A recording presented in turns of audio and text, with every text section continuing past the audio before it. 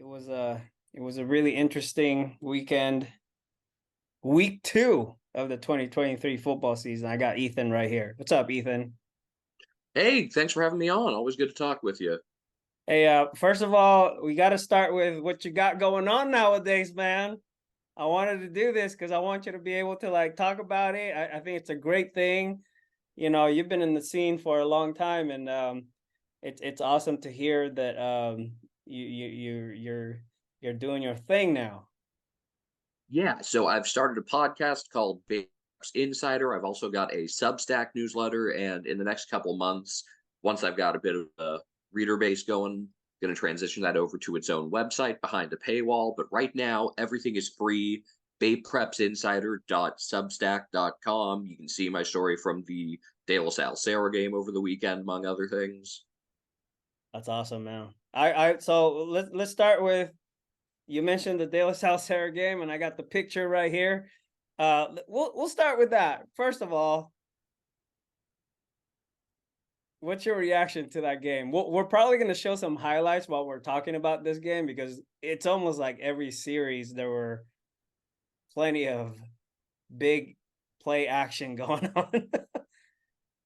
Yeah, my prediction was a Sarah win. I thought they wouldn't have to like pull it out like last year. My guess was like, I don't know, 24-14 or so, but to completely shut them out is really impressive.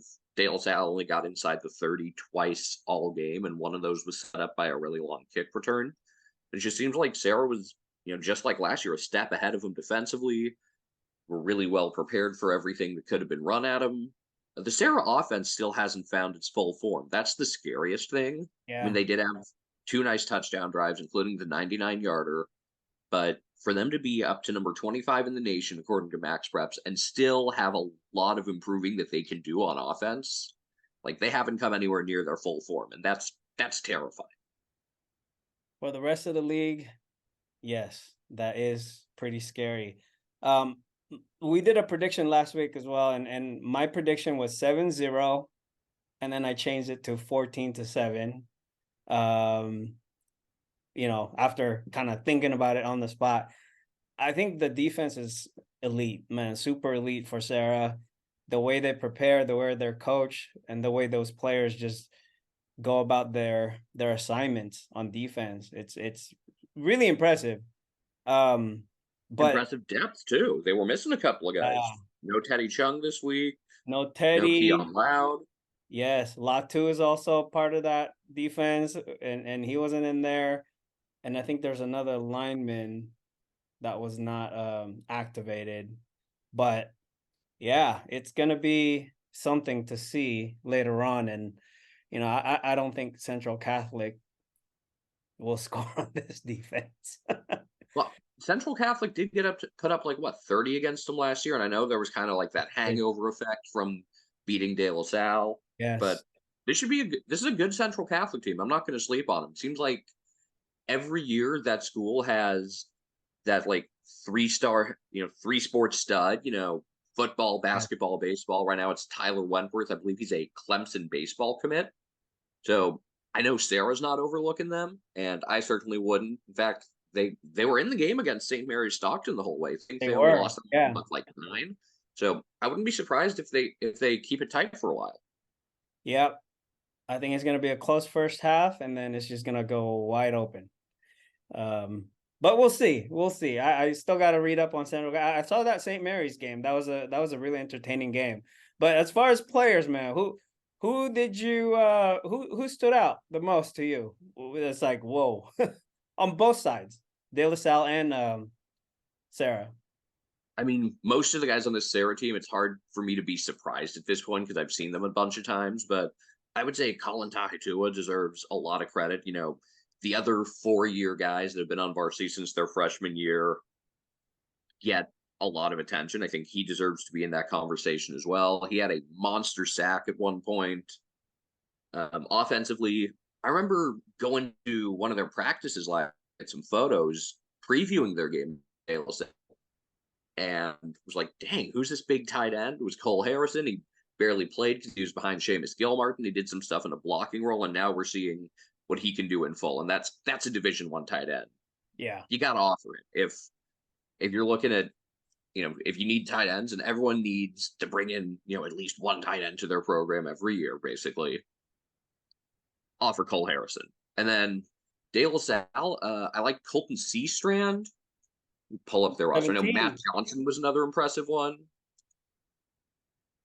Defensively, De La Salle had a pretty solid outing. I mean, they gave up the two drives, one of which was very long, but they were right there pretty much the whole rest of the game. Jaden Jefferson with the two interceptions. He was on varsity as a freshman, and he's obviously a big time player. But for a 5'7" dude to go up against receivers with what 6+ inches on him and make those plays, that really impressed me.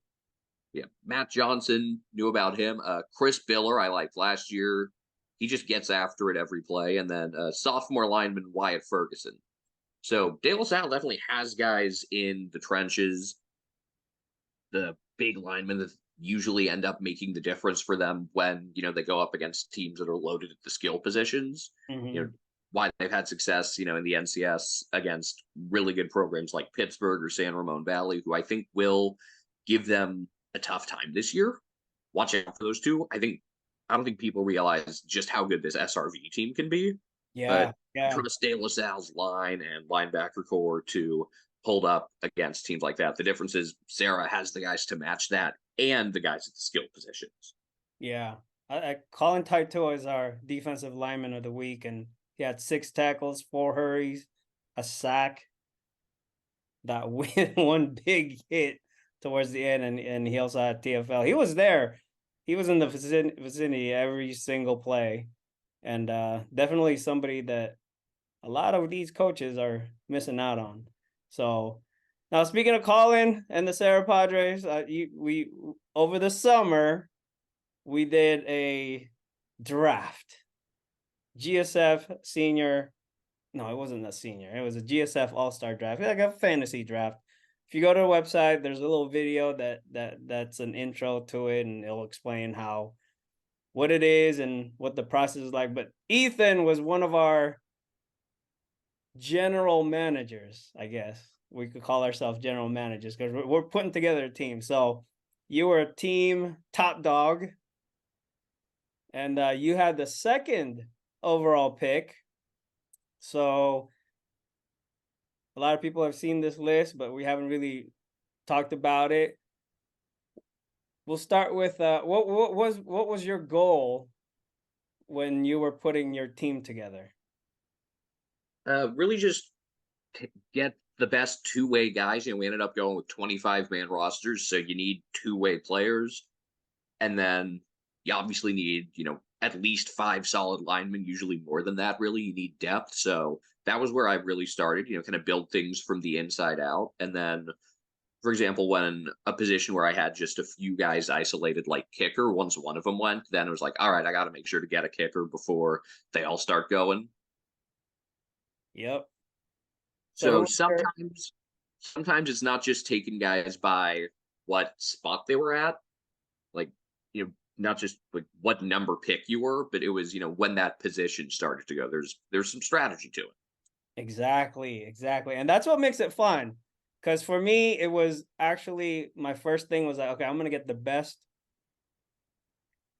player available, maybe the first 2 picks, and then as soon as somebody picks a line, I'm gonna start picking linemen. That was Yeah, my and I my thing, and then I did go for like 2-way guys. yeah, I did go best available with the first few picks. Second overall, Jabari Man. He's I said Wait. last You year. got to do the whole introduction. So, Ethan, you're on the clock. Who is your first overall pick for your? Well, I guess it's second overall pick, first pick for Team Top Dog. All right, with the second overall pick in the 2022-2023 GSF All-Star Draft, Team Top Dog selects Jabari Man, linebacker and running back Serra. 3-star national recruit going to San Jose State. My man, he had a lot of tackles last year. Bold prediction that I made last year. I said last year that he's going to be your 2023 WCAL Player of the Year. Now he's got some teammates that are going to make a run for that award too, but he's been my pick. Yeah. He was, well, last year I was, somebody asked me and I said my MVPs for WCAL was Daddy Niu and Jabari Man. You know, you Those were look at my two guys. It was there were a it was lot of good candidates. co-MVP of the year. I ended up drafting a couple other guys who could have been in that conversation as well as we get to my later picks. I know Danny Scudero ended up winning it. Great pick. Saw him at the midi game Friday night. Good win for Midi over a tough Aptos squad. You know, Oh yeah. everyone who's played against Aptos talks about how much of a pain it is to play against them and how much respect they have for that program. And I mean, we've seen them play like 3 WCAL teams in the last couple of years between playoffs and regular season, and they're a great test. Anyone who wants to figure out, like, all right, what can we do against the run? You play against Aptos. Great Yeah. program. AJ had a really good game against them. Nearly 200 yards by halftime. It was touchdown, three touchdowns, something like that. I think 2 touchdowns, but he had another long run that set up a QB sneak for a touchdown. He was great. Yeah. Going back to this list though, your second pick was R.L. Miller, and then your third pick was Jerry Mixon. That's right. A couple of guys who were also, WCAL Player of the Year candidates. Best thing about these guys is the individual playmaking ability and that you could put them anywhere. RL played as a receiver, could play linebacker, could play safety. Jerry's a linebacker who was big enough to play defensive end, played running back, also was a pass catching option out of the backfield, and was even the backup QB. First game of the year last year, he threw the go-ahead touchdown on a trick play to beat a really good Sacred Heart prep team. And both of those guys, it's like if you need a turnover, you can just tell those guys, hey, we need a turnover, and they'll just go and strip the ball from someone because they're just so strong. Yeah, definitely college players that are going to be. Dude, what about Jaden Rashada? Third overall pick. He's the starter at Arizona. ASU. Yeah, I think his upside is insane, and it works with really QB position. He's going to learn some of the details, like, what do I do when the pocket breaks down? Because, like, I'm convinced the version of Jaden Rashada you have right now could be like an Olympic hurdler or sprinter. And as he learns how to really be a quarterback instead of just an amazing athlete, he's going to really be the complete package so long as this coaching staff knows how to work with him. Like, if he was a wide receiver, he could honestly skip college and go to the NFL. That's what kind of athlete he is. Yeah. Going to be amazing to see him in the next few years. ASU's got a tough schedule. Maybe he'll leave early. But going to this list, let's see. Your first your quarterback, the first quarterback you selected was Matt Doherty, pick number 34. Talk about that. And you picked Alex Bobadilla right before him. Yeah, so I really got Jurion Dickey. Oh my goodness, you did. Yeah, I had really loaded up my line with picks 3 through 7. Went Ryan Silver, Cooper Powers, Ellie Fangupo, Benny Hatch, Alex Bobadilla, and then got Matt Doherty. So Doherty's going to have a guy snapping to him that he's worked with at St. Francis and Bobadilla. I can't believe Linfield managed to get Doherty. They're going to have so much fun with him. 6'6" QBs don't usually find their way to D3 programs. A lot of times D3 programs get, the undersized but straight up baller types. Yeah. To get someone who's that big and that skilled of a passer is pretty amazing. Then you got Jurion Dickey. Jurion was my projected number 1 overall. But he was hurt. Injuries held him back. Yes. But yeah, the individual ability there is just out of this world. Yeah. And you took him. I'm hoping he gets some reps as a freshman just because I want to see him next to Troy Franklin before Troy gets to the NFL. Oh, I'm sure he will. I mean, I think he got in towards the end of the game this past week. This is Ethan's team right here. He got Jurion, he got Seamus Gilmartin, he got Carter Shaw, Kingston, Keana Aina. Holy cow, dude. And then Going off of guys that I saw in person last year, so it was pretty WCAL and Peninsula heavy, but he managed to AAA guys like Diego Cristerna, Bay with Cooper Powers. Mhm. I think a couple of really underrated, like undersized dudes in there. Like, I don't think people realize what a monster Gus Parker is. Like, he and RL pretty Yes. much shut each other down in that Bruce Mahoney game last year. Gus is I can't remember off the top of my head. He's at a D3 school on the East Coast. I think he's going to be playing both Yeah. football and baseball. Man, then you got Jaden Weber and Junior Fiaui, who's over in Hawaii right now. Jaden is at Sac State. I saw him the other day. I think he was Yeah, at he was over there. he was at the Serra game. Yeah. Great pick, man. Great job. Appreciate you taking the Also time. got Jack Rainey, part of the ridiculous line of Bellarmine kickers. Yes. Cut into this year's draft, Connor Tripp's got to be first kicker off the board, right? Yeah, unfortunately the Bellmans couldn't move the ball against McClymans. That was really surprising. That was the other like, whoa, what happened there moment. I like their matchup with Monte Vista this week. That's another I game worth do. checking out. I'm probably But gonna pick Bellarmine. I love seeing EBAL and WCAL teams square off. Feel like that's always a fun matchup. Yep, So looking forward to that one. that should be a good one. You were at the Wilcox game. San Benito Yeah, Wilcox. it was a bit of a weird one.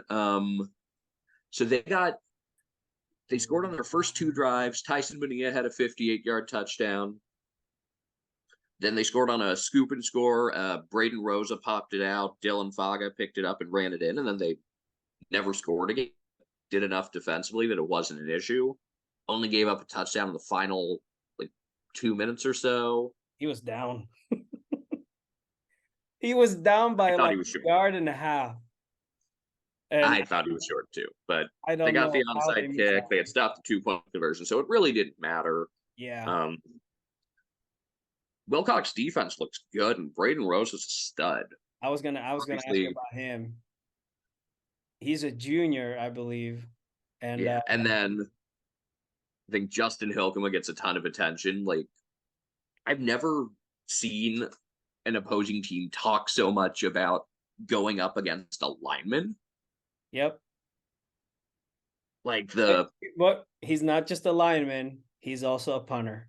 he is also a punter, but like hearing the Hollister guys talk about how much they wanted to go up against him, wanted to like put spin moves on him and stuff. That was cool. Didn't work though. Almost I was shooting from up top for a reason because I wanted to see him from a top angle. And man, every time they ran the ball on that side, that line goes like this, like it opens up. And so he's actually our offensive lineman of the week this week. Um, that was a that was a you know, Wilcox, I think they're gonna do well the rest of the way. They got SHC this week. SHC is going to have to figure out how to stop the run because Sacred Heart Prep ran on him pretty good. Wilcox, like if you had to pick now, and I know it's hard to do it this early, but Wilcox Los Gatos, that's October that's the 27th. matchup. You think that's your Bay Division game? That's gonna be the matchup right there. As far as WCAL though, who's your number 2 team? I mean, we already know who the number 1 team is, but I think it's gonna be a battle for 2, 3. I think it's going to be really wide open. I think between St. Francis, we'll see what Valley looks like. They're off to a good start. They've allowed 23 total points to Wilcox and Salinas. Don't sleep on Reardon. I think people are pretty excited about them, and for good reason. Like they've got some issues in terms of cleaning up penalties. Not gonna lie about that. They've got some issues with flags that need to be worked out. I think one play this past week, they had like 45 yards worth of penalties between celebration and then like arguing the call or something. They put up 60. But yeah, put up 60. And it's not just, they brought in a bunch of transfers and big time freshmen. And don't get me wrong, those guys are great. Freshman David Lee looks like he could be a college freshman. Chris Lawson is one of the best wide receivers I've seen. Like he's in that conversation. It's like, obviously Franklin and Dickey are in their own category, but it's like you want to know outside of those two, like who's the best wide receiver I've seen at the high school level? It's him. And then it's also just Right the now, returners like look this better. year? Yeah. Oh, I'm looking forward to seeing them on Saturday. I'm gonna go to the game on Saturday. I'm gonna check out Reardon. Playing a quality SoCal team. I'm looking forward to the WCAL opener. They host SI. Yeah. Nothing Reardon wants more than to beat SI in everything. You could have like make it have like a cook-off Reardon versus SI. They'd take that real seriously. It's also like the returners look really good. Boise's getting the steal in Tyrone Jackson. Hmm? The line looks so much better than last year. And then SI week one, I would throw out that result because that was against a top 4 NCS team in SRV. Got a great win over Jesuit this past week. Yep. They're running the ball more than last year, and they're playing an insane schedule. Hosting Cathedral Catholic this Friday night. That's a program that's won multiple state championships. I Big San missed Diego power. I missed the Saturday afternoon game at SI. See the crowds they get on Fridays now, and Yeah, that's like as true. much as from a coverage standpoint, it was nice to have that.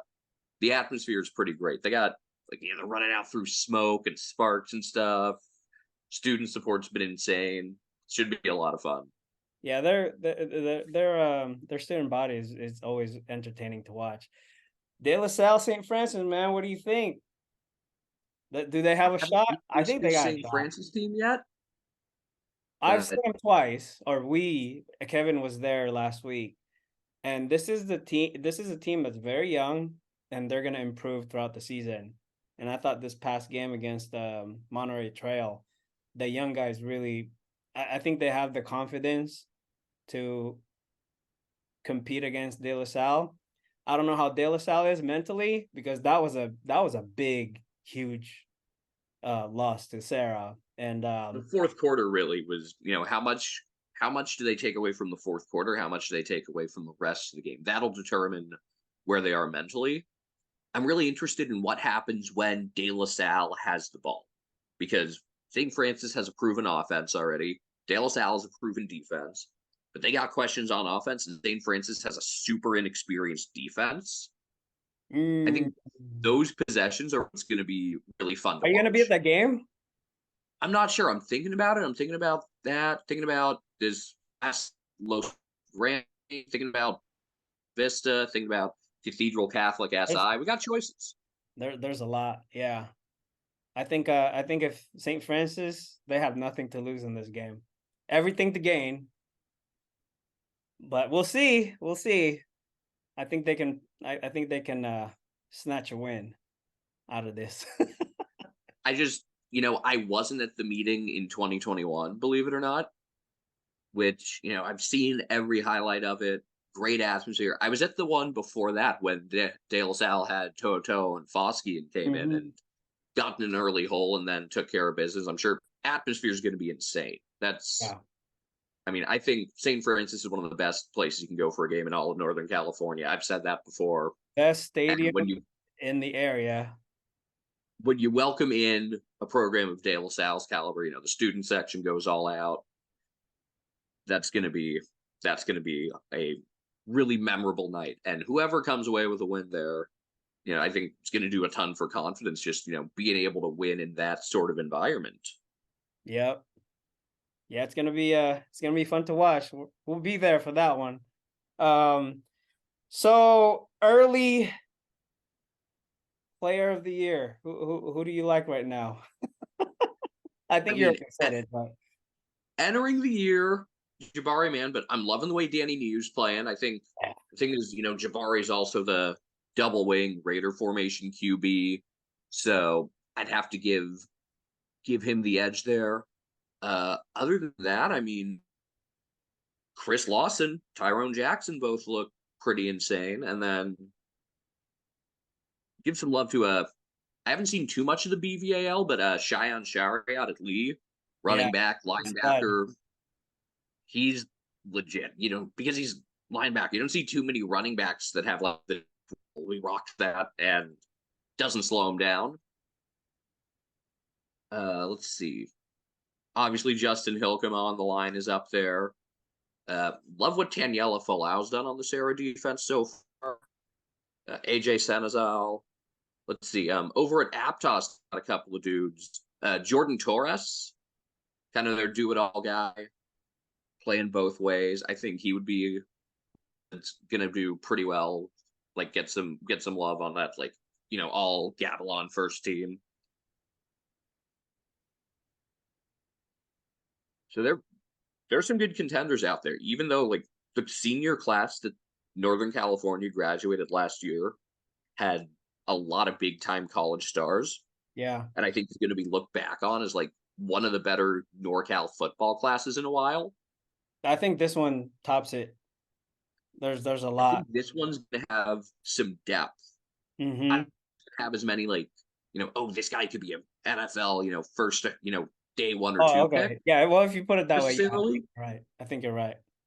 But I think the depth of this class is going to be really good. There are going to be some dudes that get slept on that end up having really nice collegiate careers. Yeah, yeah. Well, it's gonna be fun to watch these guys this weekend. So looking forward to it the rest of the season as well. I appreciate you doing this. Maybe we should do it again sometime in the next few weeks. Throughout the season, whenever you're available. Of course. Thanks so much for having me on. Yeah, man, and we'll hopefully we could do the draft earlier. we kind of did it late, but hey, it's never too late to recognize these kids. And if you guys haven't seen the list, it's on the website. It's 2022 to 2023, so it included the 2023 class, and there's a lot of information there. Colleges that the guys are at right now and all that stuff. So, but yeah, man. Anything else? Is there anything important that we haven't touched up on as far as this Not week? really, just be sure to stay in touch, bayprepsinsider.substack.com. Check out the podcast if you haven't yet. It's available on all major podcasting platforms, and keep supporting GSF. Yep. We'll put that right below us. All right, Ethan. When I see you, got something for you.